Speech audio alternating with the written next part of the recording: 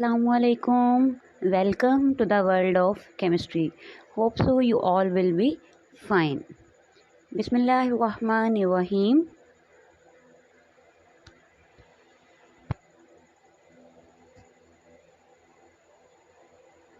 Okay, today we will discuss about the chemical equilibrium state. As you know that we have already studied about the chemical reaction, types of chemical reactions, reversible reactions, irreversible reactions, their properties, their types, and etc. all about. Today we will discuss about the chemical equilibrium state. The state at which rate of forward reaction becomes equal to the rate of reverse reaction means कि वो state, वो हालत किसी भी chemical reaction में जब forward reaction और reverse reaction का रेट बराबर हो जाता है, इक्वल हो जाता है, उसे हम क्या कहते हैं? Chemical equilibrium state. As you know बेटे कि हमने फर्स्ट चैप्टर में केमिकल इक्विलिब्रियम चैप्टर का नाम था और वहाँ भी जस्ट हमने इसका इंट्रो लिया था. तो हमने कहा था कि बैलेंस्ड हो जाना रिएक्शन.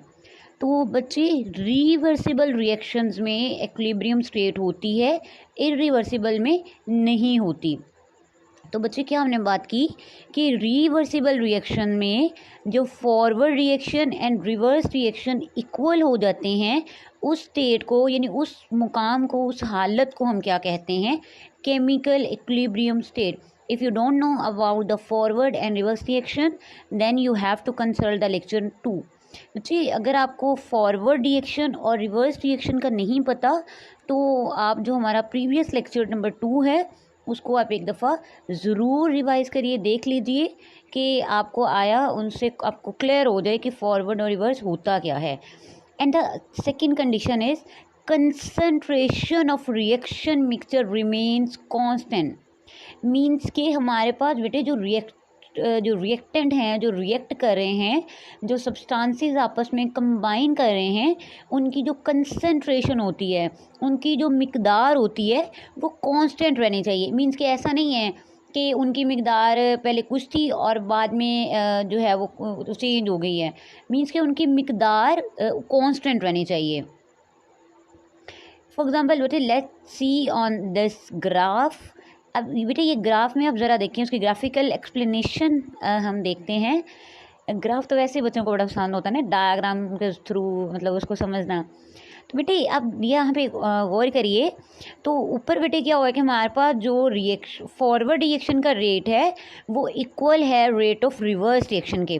अब जरा ऊपर देखिए ना कि फॉरवर्ड रिएक्शन हमने लेक्चर 2 में बात की थी ना कि पहले फॉरवर्ड रिएक्शन फास्ट होता है, आहिस्ता आहिस्ता वो कम हो रहा है. देखिए ना ऊपर आप, पहले ज़्यादा था और आहिस्ता आहिस्ता वो कम हो रहा है. और रिवर्स रिएक्शन पहले कम था, नीचे से वो ऊपर जाना शुरू हो गया है. और एक आया है वक्त जब हमारे पास इक्वल रेट हो गए हैं. तो बेटे यहाँ पे जो सीधी लाइन आपको नज़र आ रही है दैट इज़ इक्विलिब्रियम स्टेट, कि यहाँ पे हमारे पास रिएक्शन जो है वो इक्वल हो गया है, बैलेंस्ड हो गया है.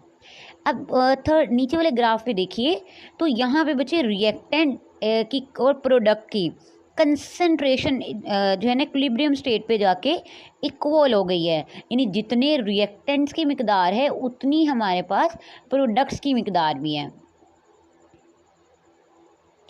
Just look at this example.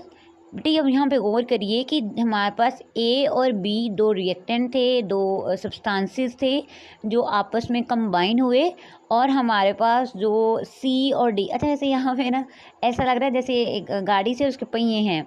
तो यही आपने समझना है कि ये जैसे एक गाड़ी होती है ना, उसके नीचे पहिए होते हैं और वो उसे चलाती है. तो सेम एज इट इज़ बेटे ये भी एक बीकर, उसको समझे आप. नीचे ये दो एटम्स हैं, इन्होंने इस रिएक्शन को प्रोसीड करवाया है और सी और डी बन गया. फिर सी और डी दोबारा से चेंज हो सकते हैं ए और बी में. बेटे बार बार बता रही हैं, ये बात आपने याद रखनी है कि केमिकल इक्विलिब्रियम रिवर्सिबल में होती है, इरिवर्सिबल रिएक्शंस में नहीं होती.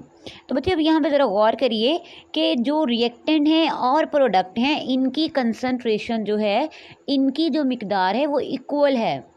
पहली बात तो हमने की थी ना कि रेट बराबर होना चाहिए, यानी उनका टाइम जो है वो स्पीड उतनी होनी चाहिए. लेकिन दूसरी बात है कि उसकी कंसंट्रेशन भी फिक्स होनी चाहिए, यानी चेंज नहीं होनी चाहिए। तो यहाँ पे आपको नज़र आ रहा है ना कि कंसंट्रेशन जो है उनमें कोई भी चेंज नहीं आया, जितनी रिएक्टेंट्स की थी उतनी हमारे पास प्रोडक्ट की कंसंट्रेशन थी। अब बच्चे देखें हमारे पास है types of chemical equilibrium state, कि हमारे पास बेटे जो केमिकल इक्विलिब्रियम स्टेट है बेसिकली इसकी कितनी टाइप्स होती हैं, तो there are two types, one is static equilibrium and the other one is dynamic equilibrium state. बेटे जो आप हम पिछले लेक्चर में बात कर चुके हैं स्टार्ट से ही, कि अगर हमने किसी भी टॉपिक को समझना है उसका नाम उसका टाइटल लाजमी उसको समझा करें, क्योंकि अगर आपको एक टॉपिक का नेम समझ आ जाता है तो डेफिनेटली आपको टॉपिक भी समझ आ जाता है। बेटे स्टैटिक वर्ड होता है रुक जाना, स्टॉप हो जाना। तो बेटे अगर आपके पास कोई भी केमिकल रिएक्शन जो है अगर आपके पास वो रुक जाए, यानी फॉरवर्ड और रिवर्स दोनों इक्वल हो गए, but after that if the reaction stops then this state is called static equilibrium. यानी कि बच्चे हमारे पास रिएक्शन हो रहा था, अगर उसके मतलब केमिकल इक्विलिब्रियम स्टेट आई और उसके बाद रिएक्शन रुक गया, आगे नहीं गया, तो दैट इज स्टैटिक इक्विलिब्रियम। क्योंकि स्टैटिक मीन्स ही रेस्ट होता है, रुक जाना होता है, नो मूवमेंट होती है। तो जब आपके पास केमिकल इक्विलिब्रियम स्टेट मिल जाए, रिएक्शन स्टॉप हो जाए, that is called static equilibrium.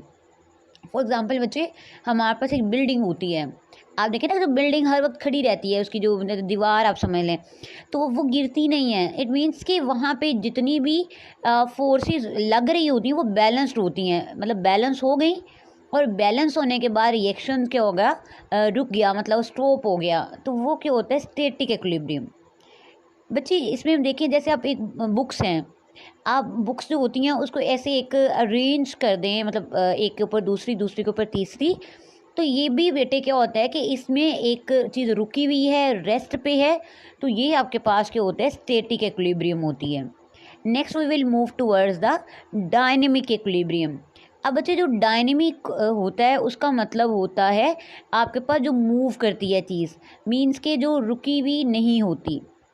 The type of chemical equilibrium state when reaction doesn't stop but only the rates of forward reaction and reverse reaction becomes equal, means बेटे इस stage पे reaction stop नहीं होता, आपके पास reaction जो forward का rate और reverse का रेट बच्चे बराबर हो जाता है, इक्वल हो जाता है, तो आपके पास फिर भी रिएक्शन होता रहता है।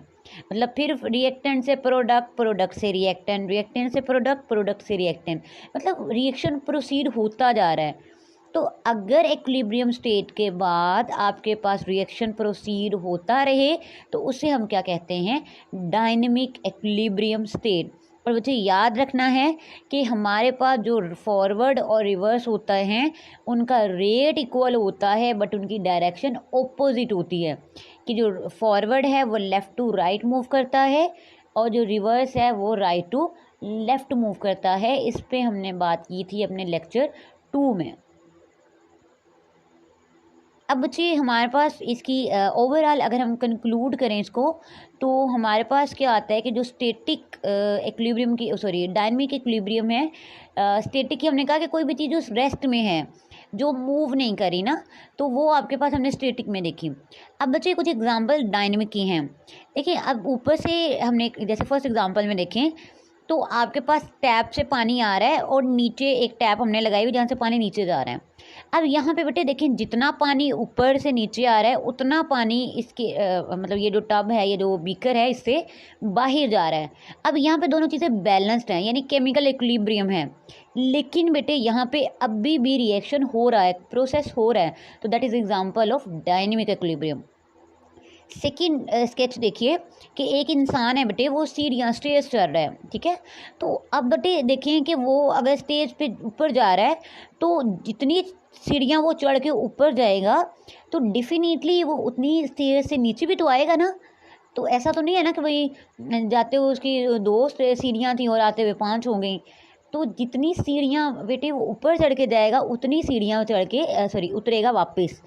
तो इसमें भी मूवमेंट हो रही है, तो ये डायनेमिक है। अब बेटे आप फॉर एग्जांपल एक पानी बीकर आपने लिया हुआ है और आपने उसको क्लोज्ड किया हुआ है, मतलब बंद किया हुआ है, तो बेटे जब उसमें वेपराइजेशन होगी, इवेपोरेशन होगी, बुखारात बनकर ऊपर जाएंगे, तो अगर सिस्टम क्लोज है तो जितने बुखारात बनकर ऊपर जाएंगे उतने उस ढक्कन के साथ टकराने के बाद वापस आ जाएंगे। तो यहाँ पे भी दोनों चीज़ें बैलेंस्ड हैं, लेकिन फिर भी रिएक्शन प्रोसीड हो रहा है। तो ओवरऑल बच्चे आपने ये याद रखना है, अपने माइंड में रखना है कि जहाँ पे भी रिएक्शन स्टॉप हो जाता है, रिएक्शन प्रोसीड नहीं होता, जब आपके पास कोई भी चीज़ रेस्ट में होती है, रिएक्टेंट मूव नहीं कर रहे होते, स्टॉप होते हैं, वो होती है स्टैटिक इक्विलिब्रियम। लेकिन डायनेमिक में बेटे कंटिन्यूस जो है वो मूवमेंट हो रही होती है, रिएक्टेंट्स प्रोडक्ट में चेंज हो रहे होते हैं और प्रोडक्ट जो हैं वो रिएक्टेंट में चेंज हो रहे होते हैं। ओके बच्चे, there is an assessment for you. और बच्चे आप लोग लाजमी असेसमेंट के क्वेश्चन का आंसर दिया करिए। इससे ये होता है कि आपको खुद एवेल्यूएट हो जाता है कि आपको टॉपिक कितना समझ आया है। ओके बेटे, there are two examples given to you, there are two question, you have to identify which is in type of equilibrium. आपने ये बताना है बच्चे कि ये जो दो एग्जाम्पल्स हैं इनमें से स्टैटिक इक्विलिब्रियम कौन सा है और डायनेमिक इक्विलिब्रियम क्या है। क्या दोनों स्टैटिक हैं, दोनों डायनेमिक हैं, या एक स्टैटिक और एक डायनेमिक। बेटे लाजमी लाजमी लाजमी आपने कमेंट बॉक्स में इनका आंसर बताना है ताकि आइडिया हो जाए कि आप कितना समझ रहे होते हैं टॉपिक्स को। And hope so you all understood the topic. It's a very important short question कि आपसे केमिकल इक्विलिब्रियम स्टेट के बारे में पूछा जा सकता है कि स्टेट क्या होती है, उसकी टाइप्स क्या होती हैं। होप सो कि आप अच्छे से उसको समझा होगा। थैंक यू बेटे। और if you have any confusion, any question regarding this topic or previous topic, and then you can ask me in the comment box via mail given in the description box. And like, share and subscribe to my channel. अल्लाह हाफिज़, अल्लाह निगहबान, दुआओं में याद रखिएगा।